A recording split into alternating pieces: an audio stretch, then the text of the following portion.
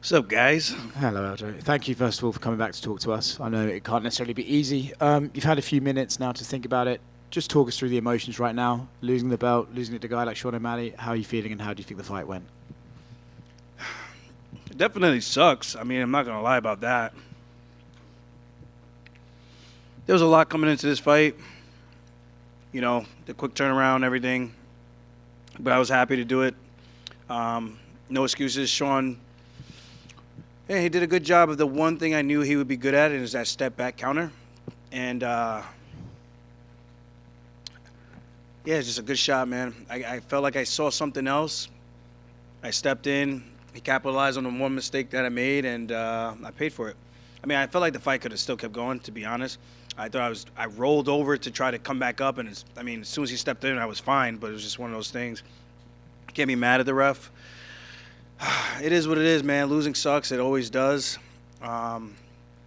especially losing to him. But honestly, he's a good fighter, man. A lot of the things I said coming into this fight, I said I respect his skills. I know what he's good at. I know what my strengths are, and he was able to capitalize on that tonight.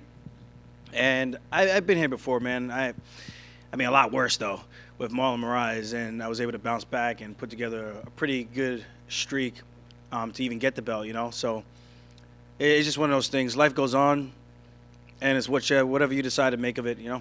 It's just one of those things, and I'm going to remember this night for a very long time, and it's going to fuel me for just bigger and greater things. Yeah, you mentioned, that he caught you with the one thing, and you were very good at giving him credit before this fight, probably even more than some of the onlookers and pundits and stuff. Was he in there, was he as good as you were expecting, or in ways was he a little bit better than you were expecting? Was he doing things that you're like, oh, he's better at that range than I thought, or anything like that? He was better than what I thought in his footwork. And that was one of the things I try to get guys to emulate, because I knew that is a hard thing to do, because I do it myself when I go side to side. But it's different when someone else is doing it to you and you're like, I can't track this motherfucker down. I tracked him down a couple of times, but then he would spin out at the last second when I think I threw a side kick and he was able to pivot out beautifully. He did a couple of things really, really well. I mean, I would have liked to have gotten it down to the ground to really see how good he is down there. But like I said, the one thing I knew, we were doing a good job of throwing that overhand right into the takedown.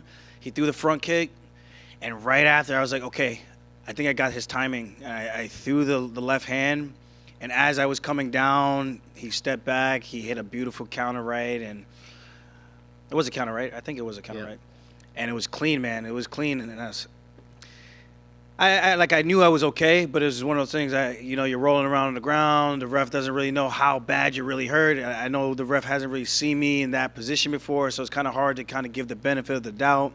Definitely think it could have gone a little bit more, but yeah, credit where credit is due, man. Sean did a great job. He stayed disciplined, man. I didn't want the fight to be boring. I could have sat on the outside and just kept playing the leg kick game, but then I would have had all the criticisms of everybody else, and I was like, see, this is the difference. He stayed disciplined to his game plan. And I kind of let, I don't want to say emotions, but I kind of let trying to be a little bit more of an exciting style for the fans play a factor. You know, we've seen the Izzy Yoel Romero fight. We've seen bad fights before where it's kind of like not much happens because no one wants to make that grave mistake. I made the mistake. Sean capitalized. I paid for it. You mentioned there that you felt the fight could have kept going because the referee didn't know how hurt you were or weren't hurt. How hurt were you after the right hand? I thought it was fine. I mean, as soon as they rolled over, he came over to me. I was like, dude, I'm good. I mean, they asked me a question. I forgot what state we were fighting in. I will say that. That wasn't oh, he hit me so hard. I forgot. I was like, I legitimately just forgot where we were. And, where did you think we were? I was like, we're not in Vegas. It was like coming to Boston, but not really one of those places that we really fight at often. So I was like, I know we're not in Vegas, but I didn't want to give him an answer. And then he's going to be like, oh, no, you're fucked up, bro. You were really fucked. And then he asked me what year is it. I was like, 2023, bro. I was like, I'm telling you, I'm fine. I just really don't remember that we came to Massachusetts because it's not a state that you say all the time. But whatever. Yeah. What's next for you, Aljo? You said in the cage very thoughtfully that, look, if he's catching me like that, 45ers could do some damage too.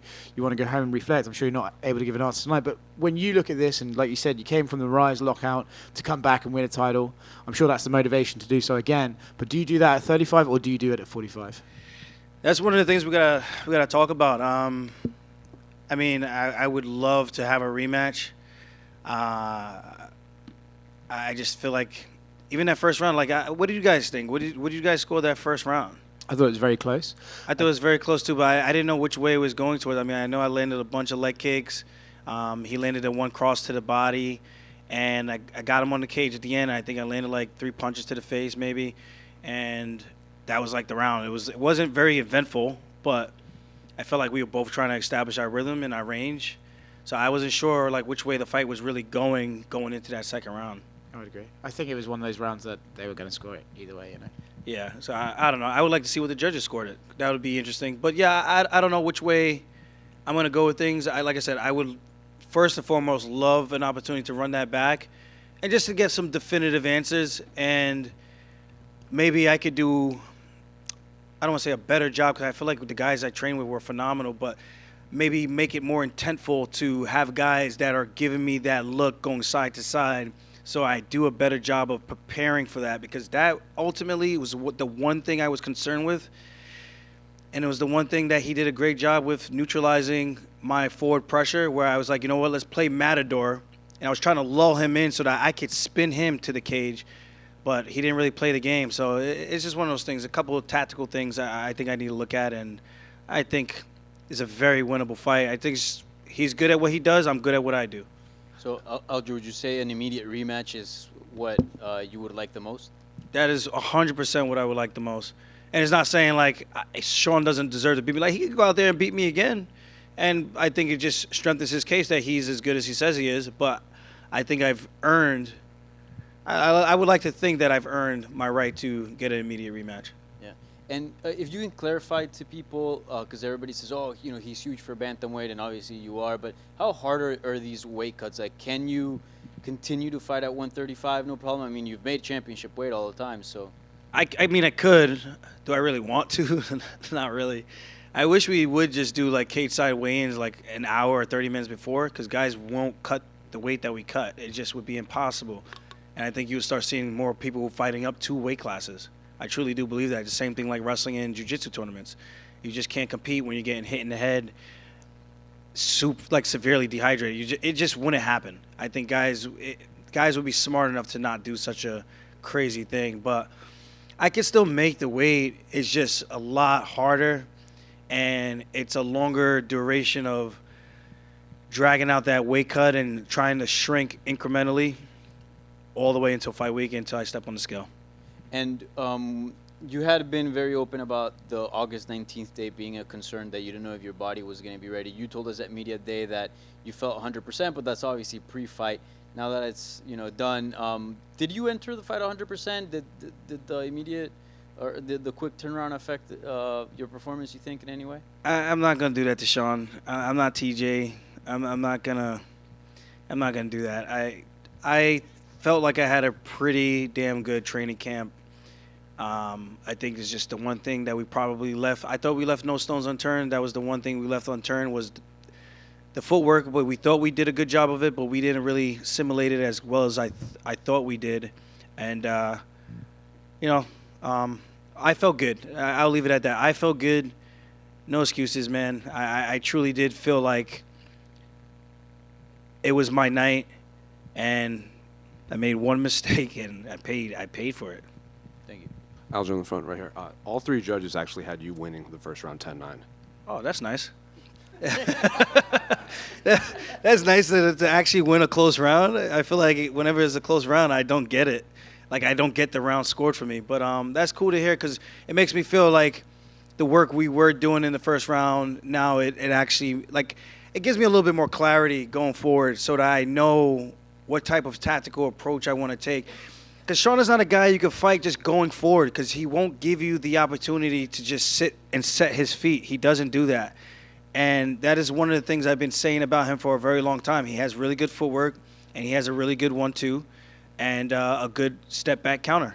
And he does it well from both stances. Me, I take you down.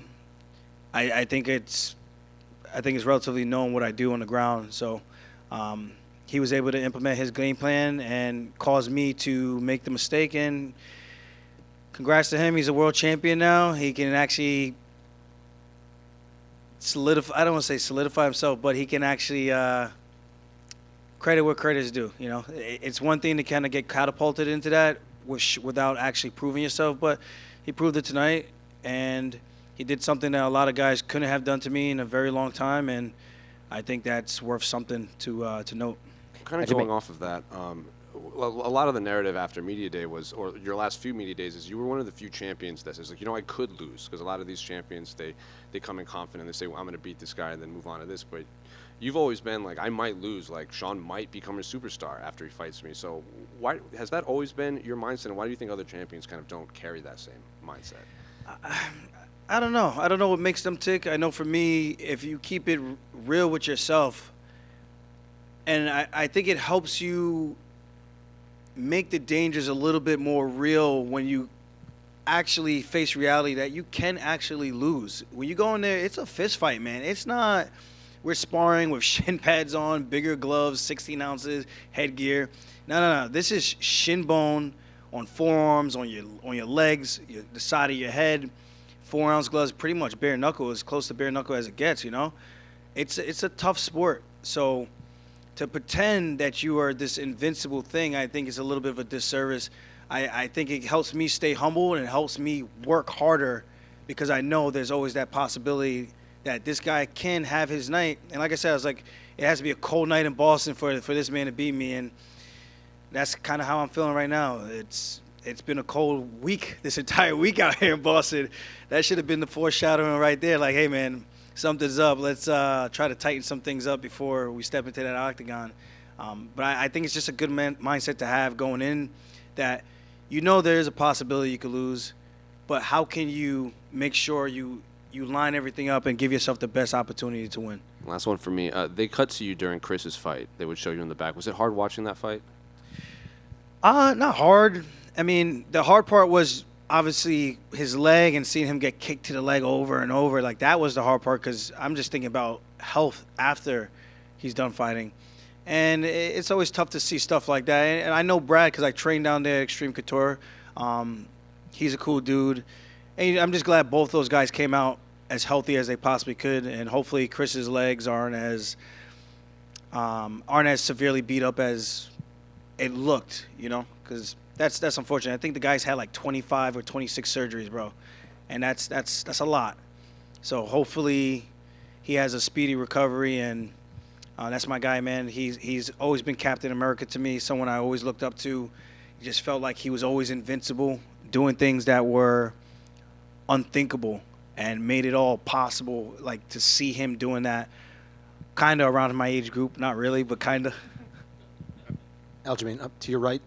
Speaking of your teammates and your coach Ray and Al and Marab, I mean, what you put together in this title run was spectacular. I know it's hard to process that now after a loss, but I mean, it was cementing yourself as one of the best bantamweights in UFC history, and it was really the title run that put you on another level. In terms of your team, I mean, you must be very proud of what you guys have accomplished. Obviously, you're not done yet, but what you've accomplished so far. Definitely proud of everything, man. Glass half full. Like, I get choked up when I talk about this. Like, I don't come from the best household,